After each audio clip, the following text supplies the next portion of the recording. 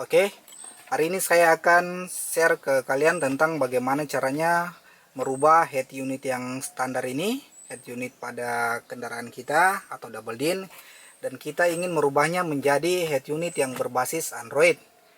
Oke, caranya cukup gampang. Tentu saja kita membutuhkan sebuah alat tambahan.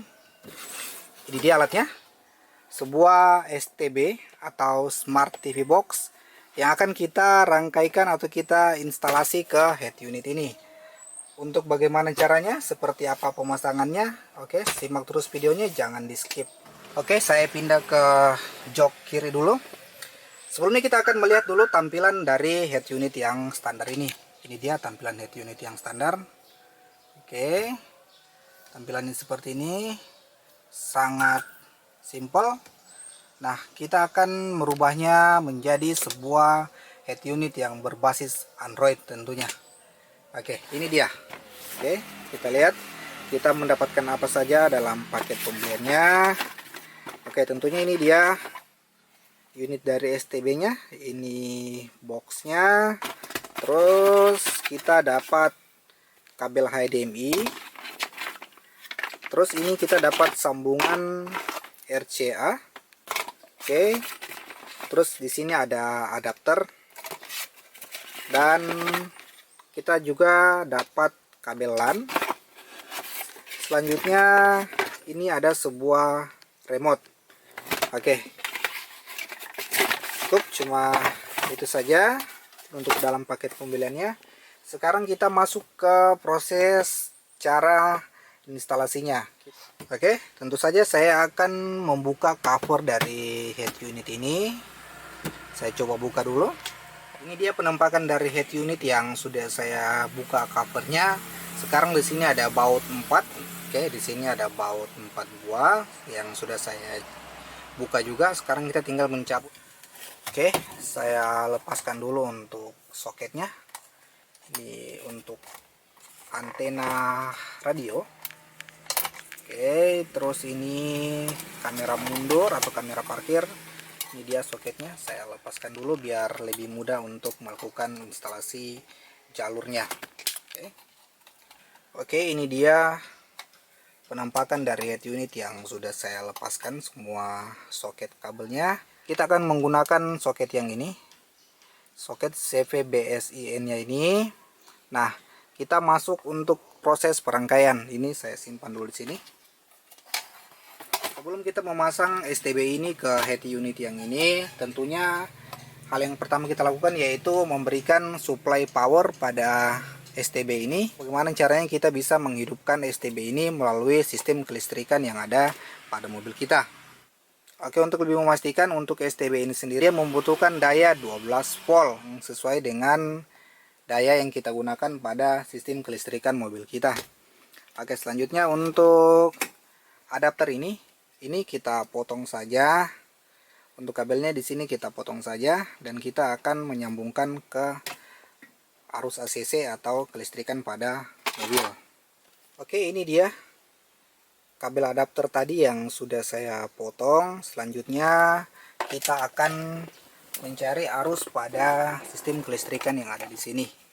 Oke, tentunya untuk menghidupkan STB ini, alangkah lebih baiknya ketika kita menghidupkan head unit ini maka STB juga akan ikut hidup, dan ketika kita mematikan head unit ini maka STB juga akan ikut mati atau off. Oke, untuk itu kita akan membutuhkan sebuah arus ACC dan juga ground. Oke, kita cari dulu ACC. Oke, ini dia ada kabel yang berwarna merah. Ini ada tulisannya juga ACC. Setelah itu kita cari lagi untuk ground. Oke, ground. Oke, lihat dulu ya. Ini dia ground dengan simbol GND. Oke, kita sudah mendapatkan dua kabel ini. Yang satunya positif, yang satunya negatif. Nah, untuk adapter ini kita harus membedakan dulu antara jalur positif dan negatif pada adapter ini. Pada colokan atau jack adapter ini. Caranya bagaimana? Lihat dulu. Kita harus menggunakan sebuah test pen. Oke, biasanya pada soket seperti ini untuk jalur positifnya itu berada di bagian dalam ini, dan untuk jalur negatifnya berada di bagian luar. Oke, di sini ada dua buah warna, yang warna hitam polos dan warna hitam grey. Saya menyambungkan untuk warna yang hitam polos ini ke arus ACC, dan untuk test pen ini saya sambungkan ujungnya ke arus ground atau masa body juga boleh, ke baut juga boleh. Sekarang kita akan memastikan apakah jalur ini sudah sesuai. Coba saya masukkan test pen di sini. Nah, kita lihat untuk lampu test pennya hidup. Oke, bisa dilihat bahwa ini adalah sebuah arus positif dari soket ini, karena saya menancapkan test pen ini bagian dalam. Agar saya tancapkan di bagian luar, ini tidak terjadi koneksi apa-apa. Oke, bisa diperhatikan tidak terjadi kontak apa-apa. Sekarang saya masuk ke bagian dalam, bisa diperhatikan bahwa untuk lampu dari test pen ini hidup. Oke. Nah, di sini perhatikan bahwa untuk kabel yang berwarna hitam polos ini, adalah kabel positif. Oke, sekarang kita akan menyambungkan kabel yang satunya lagi ke bagian ground atau arus min pada kelistrikan ini. Oke, saya sambungkan dulu. Setelah selesai menyambungkan, jangan lupa kita berikan seal tip kembali yang rapi biar nantinya tidak source.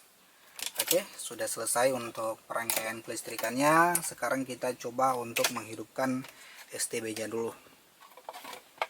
Oke, setelah itu kita pastikan bahwa untuk dayanya sudah benar-benar masuk ke STB ini.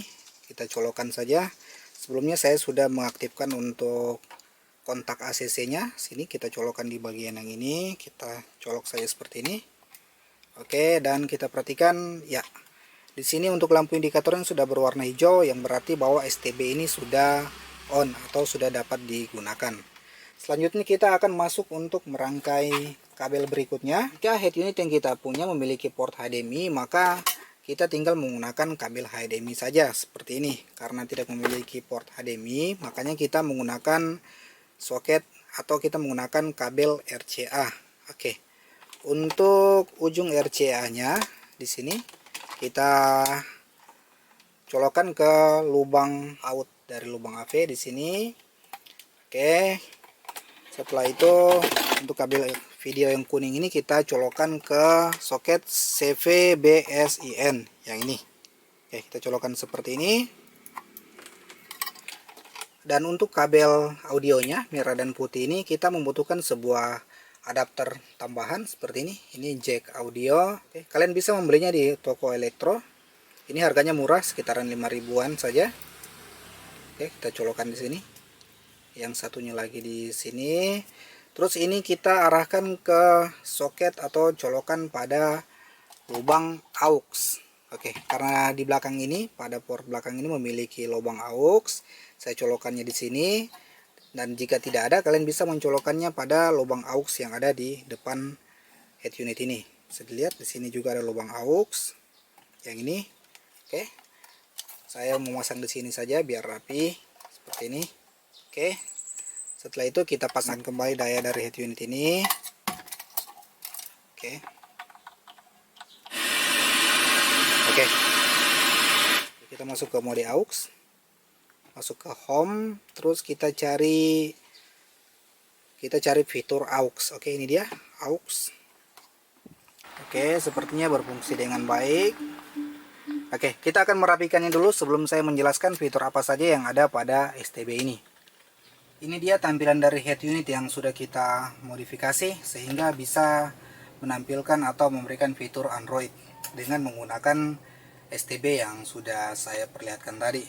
Oke, untuk apa saja fungsinya kita lihat di sini. Di sini banyak sekali fitur yang bisa kita gunakan. Oke, tentunya tidak asing lagi bagi kalian yang sudah menggunakan smartphone Android. Ini kurang lebih sama. Di sini ada fitur atau ada aplikasi Play Store yang bisa kalian gunakan untuk mendownload aplikasi apa saja, baik itu game, GPS, pemutar audio, video. Kalian bisa juga nonton YouTube, TV. Oke, kita coba putar TV. Ini dia Trans 7. Oke, banyak di sini untuk pilihan siaran TV-nya. Oke, kita coba putar untuk aplikasi YouTube. Dan untuk remote-nya sendiri ini sudah support untuk perintah suara. Oke, kita coba di sini. Free musik. Oke, bisa dilihat. Oke, ini dia menampilkan beberapa musik yang free. Coba kita putar. Oke, ada volume. Dan untuk remote ini tidak menggunakan sistem infrared. Jadi ketika unit dari STB-nya kita tempatkan di dalam dashboard ini, maka dia tetap akan berfungsi karena sinyalnya ini menggunakan frekuensi wireless. Layaknya menonton sebuah smart TV, kita bisa menerapkan pada head unit kendaraan kita. Oke, demikian untuk tutorial hari ini. Terima kasih sudah menonton, semoga bermanfaat. Wassalamualaikum warahmatullahi wabarakatuh.